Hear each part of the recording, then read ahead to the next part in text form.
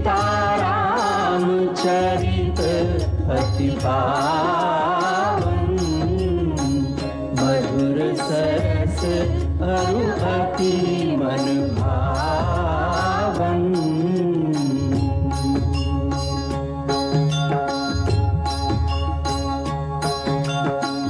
पुनि पुनि कितने हो सुने सुनाए, ये की प्यास बुझत न बुझाए।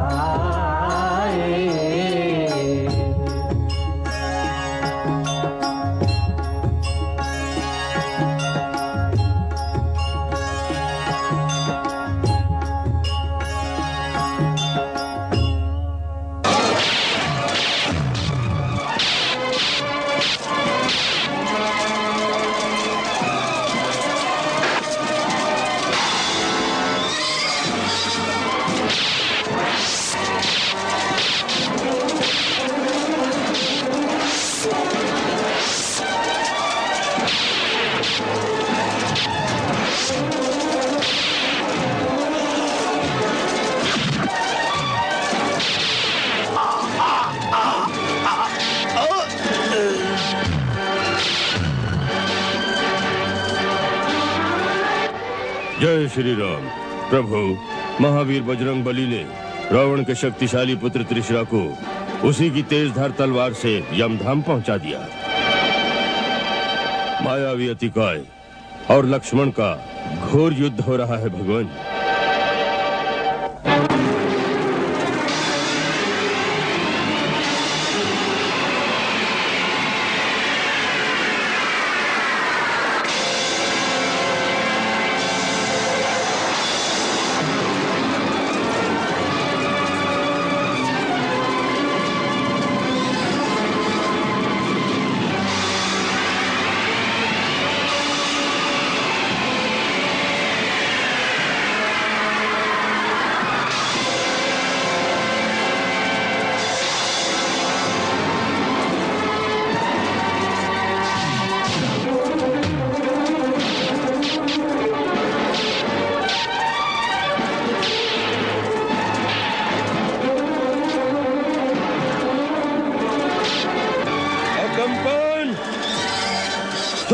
दंडक वन से तू प्राण बचाकर भाग आया था।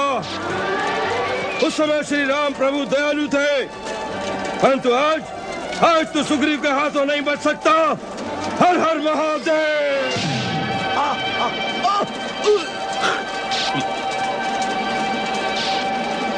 हर हर महादेव।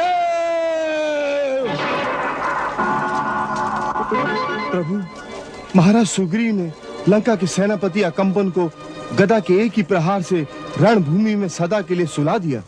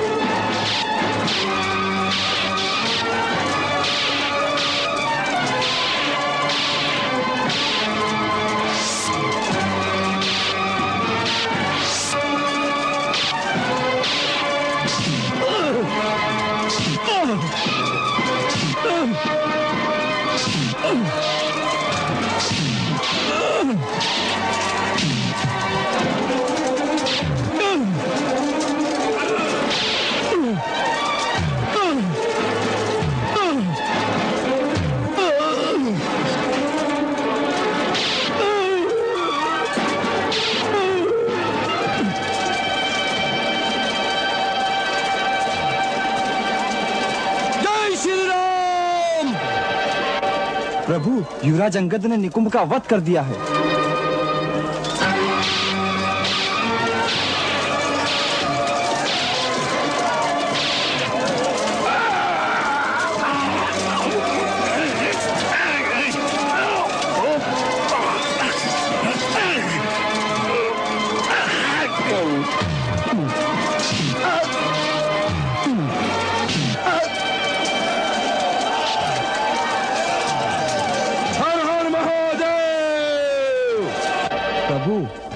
महाराज सुग्रीव ने महाबली कुंभ को धराशायी कर दिया है।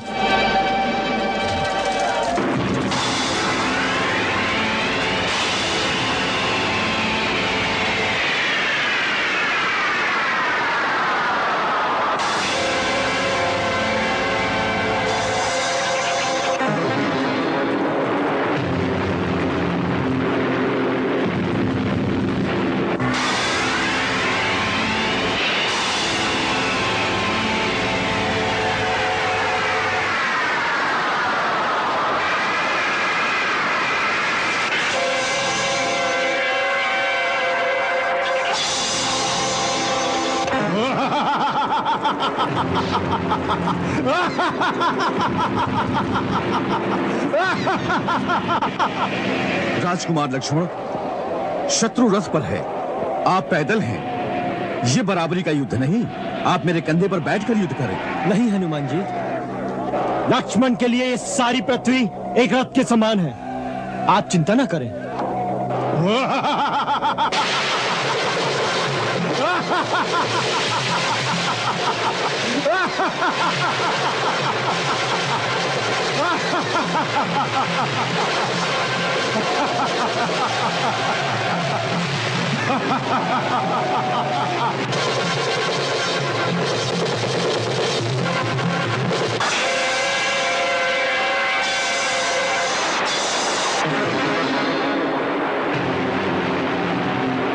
अब तो आपको मेरी प्रार्थना स्वीकार करनी पड़ेगी। मेरे कंधे पर बैठ जाइए, मैं आपको आकाश में ले जाऊंगा।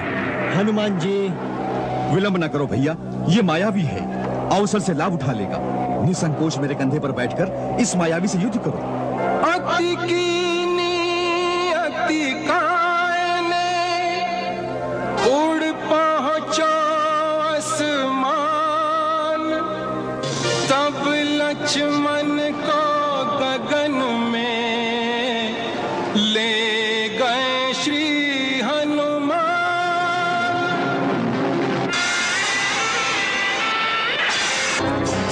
लक्ष्मण के तीर पे तीर चले, नहीं हो तो प्रभाव प्रहारन को, नहीं हो तो प्रभाव प्रहारन को। यह रावण को सुत वीर महाबली, तीरन से नहीं हारन को, तीरन से नहीं हारन को। अब सूझत नहीं उपाय कोई, अतिकाय ठिकाए विदारन को, अतिकाय ठिकाए विदारन को। अब इंद्र ने वायु देव पठाए, उपाय कहो खल मारन को, उपाय कहो खल मारन को।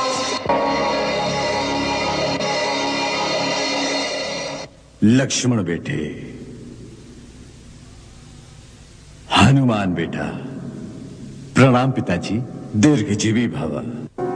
सौमित्र, ब्रह्मा जी से प्राप्त दिव्य कवच अतिकाय की सुरक्षा कर रहा है। तुम्हारे शक्ति बाणों से इस कवच का भेदन नहीं हो सकता। अतः तुम इस समय स्वयं ब्रह्मास्त्र का प्रयोग करो। केवल ब्रह्मास्त्र से ही महाबली अतिकाय का वध हो सकता है।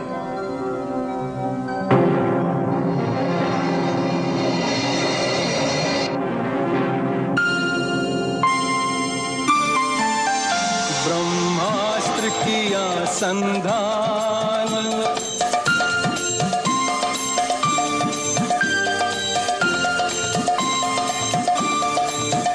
लक्ष्मण ने मारा बाण।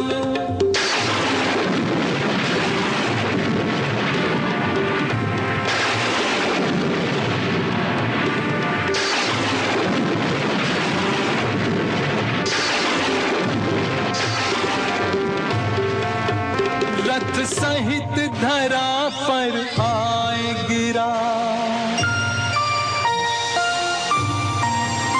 अतिकाय ने तज दिए प्राण, अतिकाय ने तज दिए प्राण।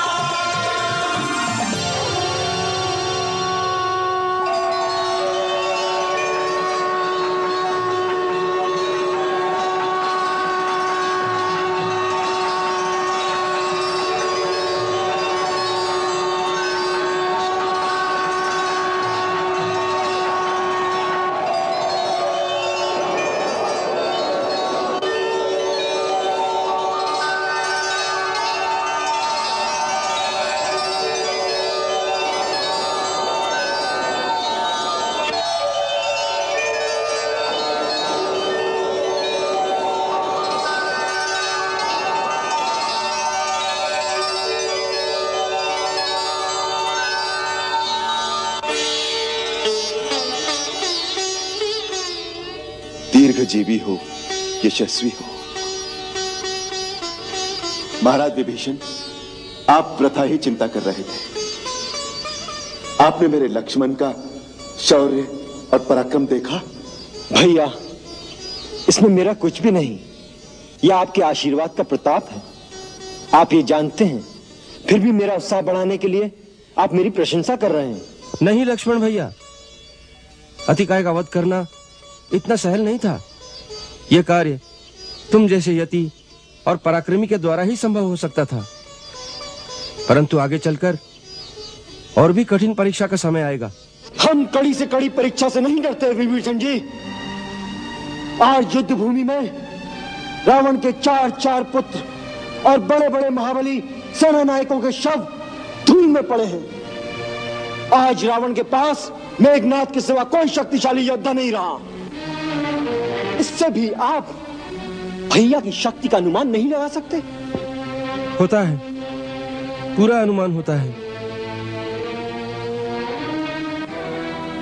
यह दृश्य तो दारुण है ही, परंतु मैं उस दृश्य की कल्पना कर रहा हूं भगवान, जब सारी लंका एक महान श्मशान की भांति मृत शरीरों से भरी हुई होगी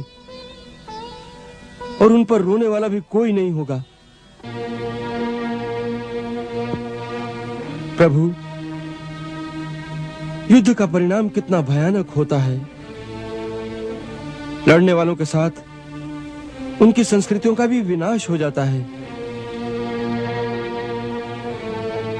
हाँ महाराज विभीषण, ये एक बहुत बड़ी विडंबना है कि सदैव धर्म की शक्तियों को अधर्म की शक्तियों के विरुद्ध शांति की स्थापना के लिए युद्ध करना पड़ता है। सत्य तो यह है कि मानव का सबसे बड़ा शत्रु स्वयं युद्ध है।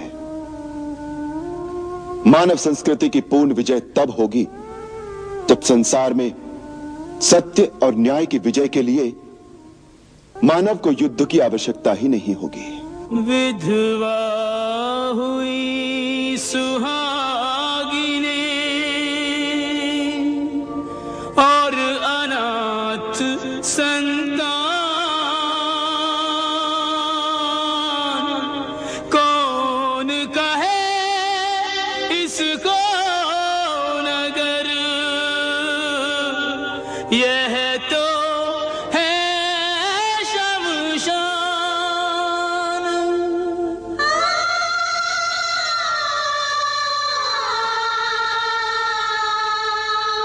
देश लुटा, संस्कृति लुटी,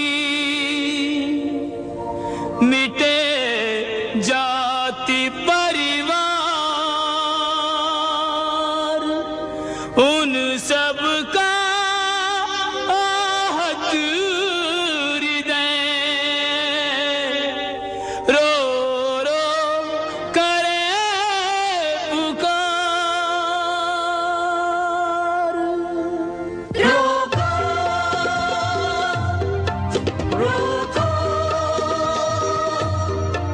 यह खेल प्राणोत्सर्ग का, घन घोर तांडव मृत्यु का, इसे रोको कोई रोको, कोई रोको, कि इसमें कितनी आँखों के तारे गए,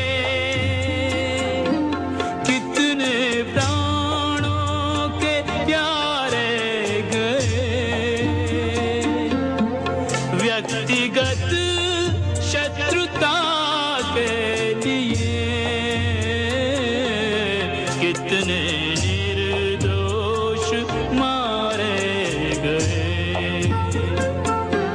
कितने निर्दोष मारे गए।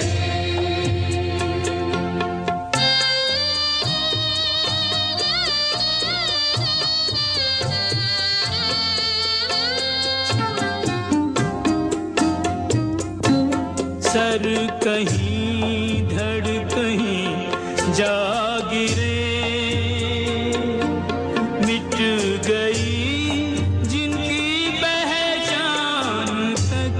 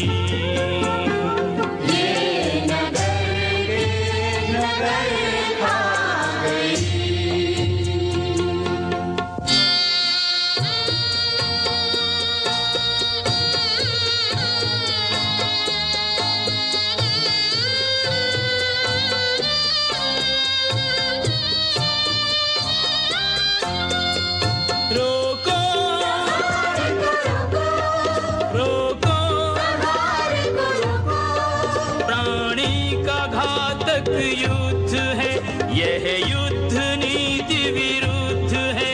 इसे रोको, यही रोको, युद्ध रोको। हाय रे कितनी मांगों का सिंदूर ले, युद्ध में रक्त धारा बही, युद्ध का कुछ भी कारण सही, इसका परिणाम होगा यही, इसका परिणाम होगा यही।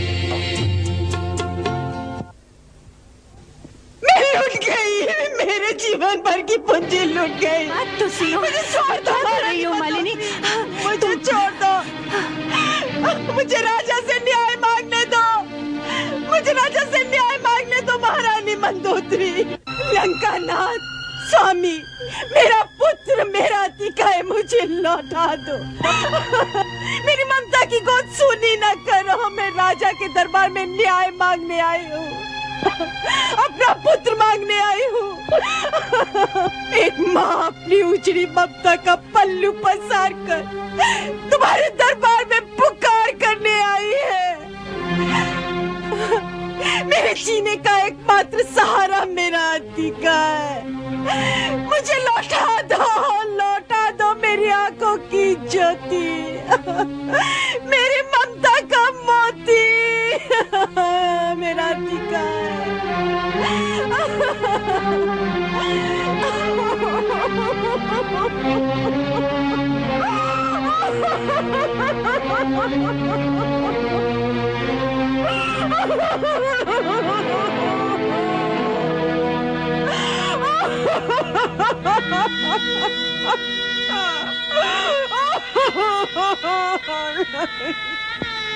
रानी, धन्य मालिनी, धीरज से काम लो।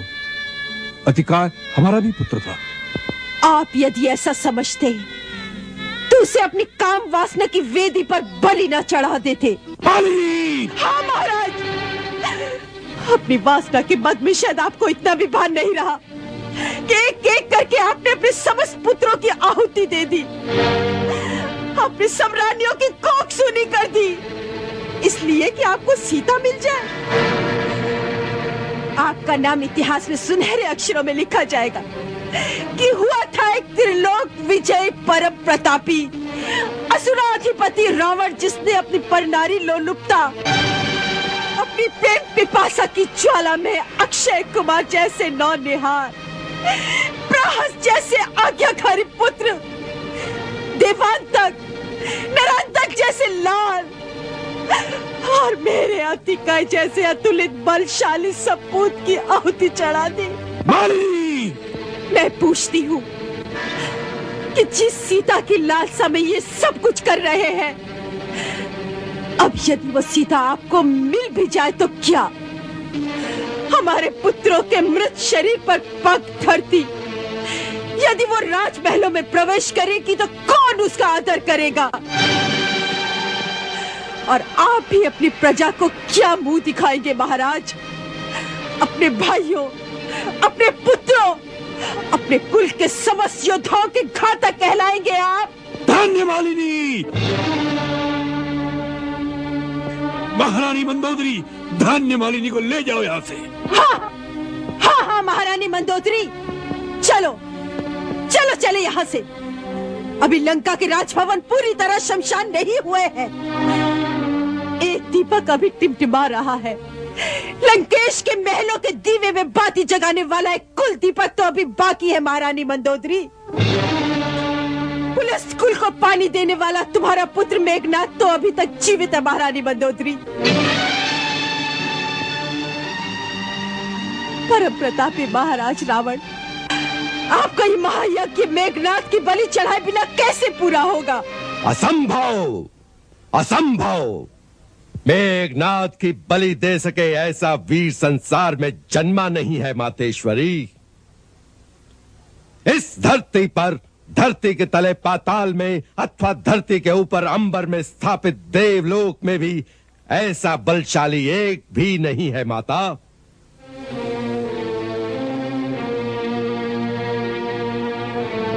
ये क्या, दिग्विजयी रावण की पत्नी, देवताओं को हरा देने वाले शूरवीर अतिकाय की माता को इस प्रकार अश्रु बहाना शोभा नहीं देता। माँ का हृदय होता है, भले ही वो किसी शूरवीर की माँ हो। माँ का हृदय अवश्य रोएगा। तुम पुरुष लोग इतना अत्याचार मत करो कि माँ का रोने का अधिकार भी छीन लो। जो माँ राजमहल में रहेगी उसे रोने का अधिकार नहीं दिया जा सकता, क्योंकि उसके रोने से प्रजा की हजारों स्त्रियां रोने लगती हैं। राजमहल से एक चीख उठेगी तो प्रजा से 10,000 चीखें उठेंगी। दिग्विजयी राक्षस राज रावण की पत्नी, पिता के प्रताप की आन पर अपने प्राण अर्पण कर देने वाले परम पराक्रमी अतिकाय की माता इस प्रकार के प्रलाप करेगी तो हमारे सैनिकों की स्त्रियों की मनोदशा क्या होगी।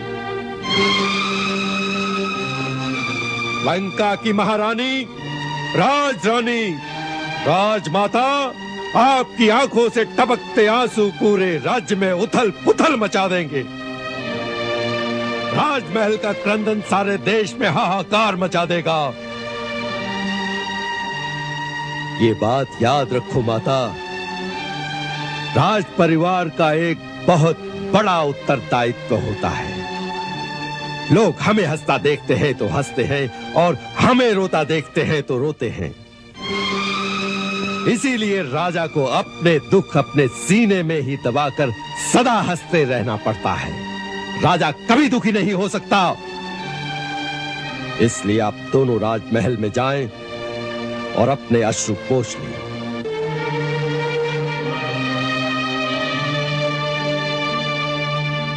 बेटे, पुरुष के पाषाण हृदय के स्थान पर माँ की ममता का कोमल मन होता तो पुत्र शोक में तिल मिलाती माँ से आंसू बहाने का अधिकार कदापि न छीनता।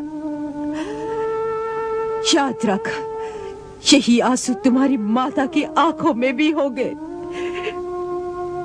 जिस दिन तुम्हारी मृत्यु का समाचार आएगा, उस दिन देखूंगी कि तुम्हारी पत्नी सुलोचना भी रोती है कि नहीं।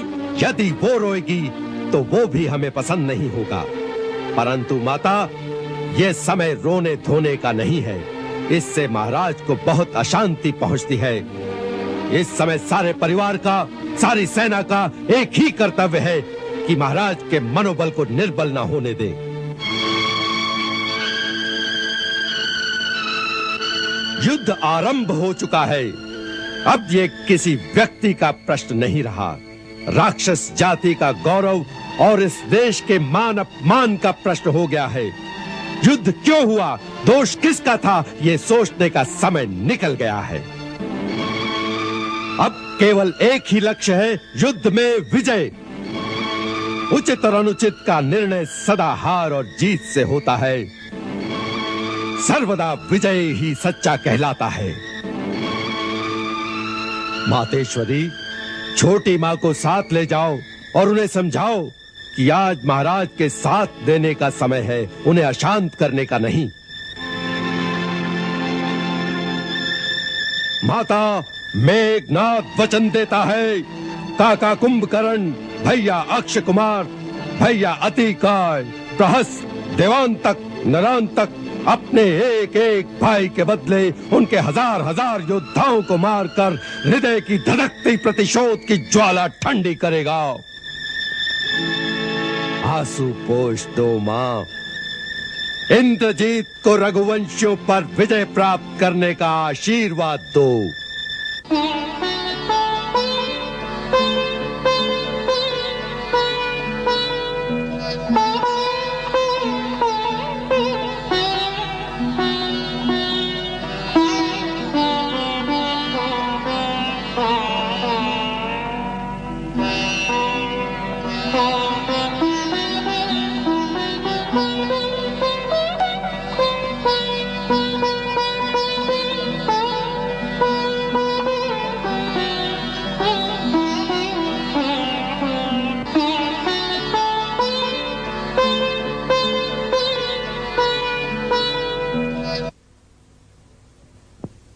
लंका में चारों ओर घोर निस्तब्धता छाई है।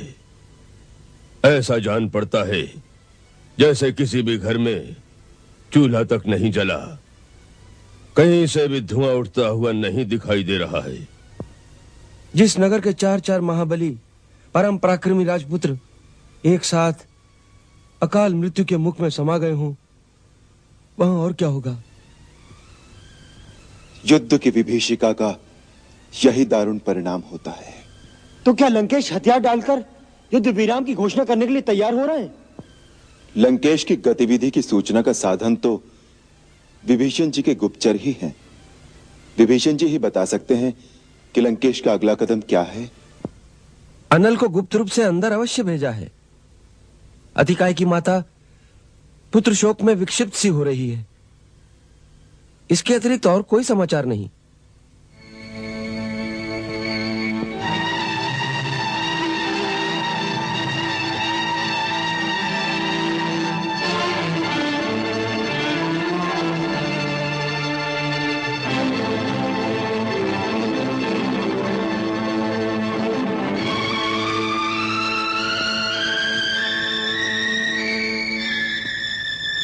इस प्रकार आप गंभीर चिंतन में क्यों खो गए पिताश्री? जब से मैंने रणभूमि में जाने का निश्चय किया है, आप गहरी सोच में पड़ गए। बात क्या है महाराज? आप हर बार मेरे रण क्षेत्र में जाने में असमंजस में पड़ जाते हैं। किस कारण? पुत्र मोहवश अथवा आपको मेरे रण कौशल पर संदेह है? संदेह? तुम पर संदेह? इंद्र के वज्र को भी मामूली कंकर की तरह प्रभावहीन कर देने वाले इंद्रजीत पर संदेह? देवासुर संग्राम में अपने पिता की पराजय को अपने पराक्रम से विजय में परिवर्तन कर देने वाले पुत्र पर हम संदेह कैसे करेंगे वत्स? तो फिर अभी तक आपने मुझे कूच करने का आदेश क्यों नहीं दिया महाराज? क्योंकि तुम लंका का भविष्य हो मेरे लाल, और भविष्य की रक्षा करना वर्तमान का धर्म है। ये पिता का मोह बोल रहा है, परंतु पुत्र का धर्म उसकी आज्ञा नहीं देता। जो पिता के काम ना आ सके वो पुत्र ही कैसा। इंद्रजीत के होते हुए आप जाएं तो धिक्कार है उसे। आपका स्वयं रणभूमि में जाना उस दिन भी मुझे उचित नहीं लगा था। हनुमान को दूत मानकर छोड़ देने के पक्ष में भी मैं नहीं था। अंगद आया और भरे दरबार में मनमानी करके अकड़ता हुआ चला गया। हम तरा देते गए और उनके उत्साह बढ़ते गए। पिताश्री, लंका की प्रतिष्ठा पर अपने प्राणों की आहुति देकर जो चले गए उन्हें मैं लौटा कर तो नहीं ला सकता, परंतु विश्वास कीजिए उनकी मौत ने मेरे मन में प्रतिशोध, प्रतिहिंसा की ज्वाला और भड़का दी है। राम का मस्तक, लक्ष्मण का वक्षस्थल, सुग्रीव, अंगद, हनुमान के प्राण लेने के लिए मेरे अस्त्र शस्त्र उतावले हो रहे हैं। आज्ञा दीजिए, आशीर्वाद दीजिए पिताश्री। असुर नायक अपने सेनानी को प्रलय बनकर शत्रु का विनाश करने का आदेश दे।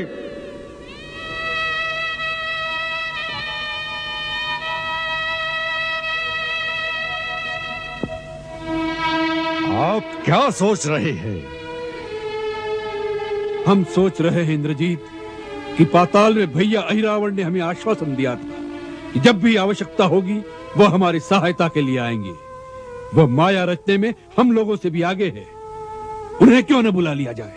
अपने पुत्र के होते हुए आप दूसरे लोग से भाई को अपनी सहायता के लिए बुलाएंगे तो इंद्रजीत लंका की प्रजा के सामने सर उठाकर कैसे चलेगा? पिताश्री, आपके मन में दुर्बलता एक छोटा सा छिद्र कर रही है, उससे सावधान रहें। जीत के लिए पूर्ण मनोबल आवश्यक है। इंद्रजीत पे विश्वास करें। मैं युद्ध का चित्र ही बदल दूंगा। आप मुझे आज्ञा और आशीर्वाद दोनों दे पिताश्री।